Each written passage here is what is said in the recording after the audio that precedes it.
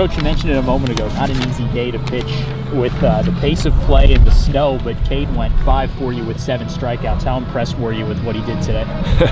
You know, his 2 biggest wins on the year, this one in Oregon State, this one he walked 8, that one he walked 9. You know, it's not the way you draw it up, you know. You can't hardly ever walk 8 or 9 in a game and win, and he's done it twice.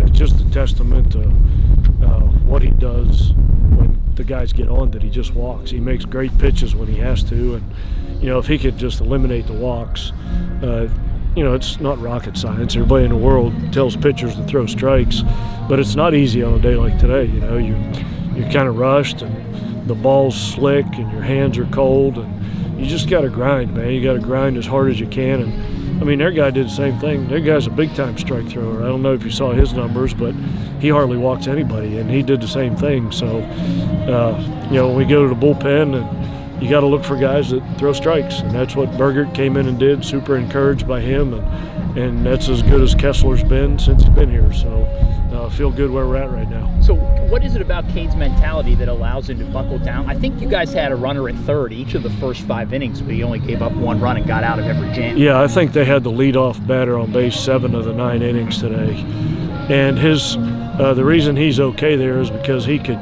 care less. He's that kid. He could care less about anything. He never gets rattled. He never panics. He never gets excited. He could strike out Stanton or Judge or those guys, and he's not going to show any emotion. So that helps him in situations like that, and it really helped him today. He made some real quality pitches with men on base. Coach, so you get the vibe that this is, I know it's early, but a season-changing victory. It's a lot different being 2-4 than 1-5, and especially to win in these conditions. Yeah, no doubt. We want to try and win your series at home, and get a win on the road in a 3-game series. And if you win a series on the road, that's just icing on the cake. You know, if you can win 2 at home, 1 on the road, and go 500 in this league, you like your chances of playing in the postseason.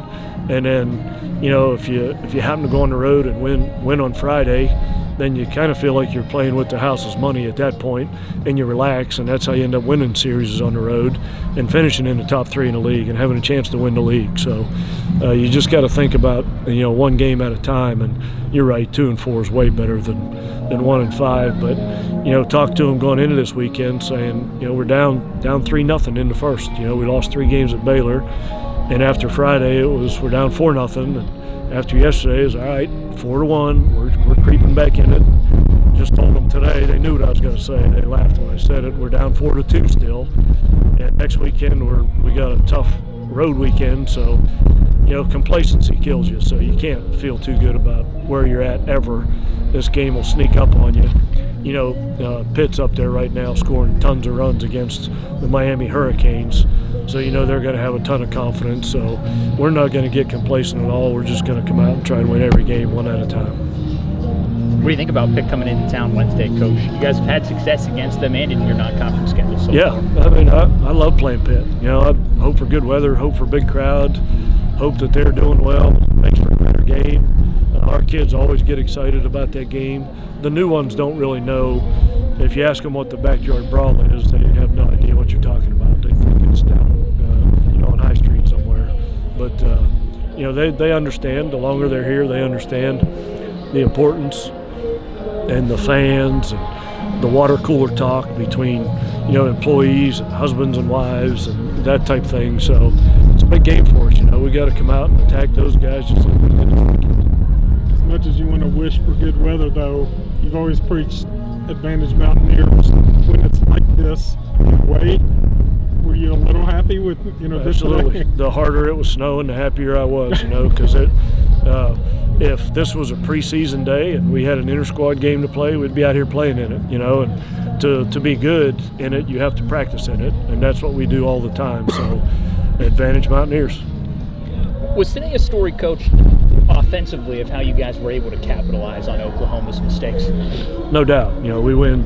Just told the guys, you got to understand who we are and what our identity is. We win games because we can run, and the guys in the middle of the lineup that can't run can smash baseballs. You know, and that's what we did today. The guys got on, and we ran some, and the RBI guys got their RBIs. And That's the identity of our team, and as long as we do that, we're going to keep winning.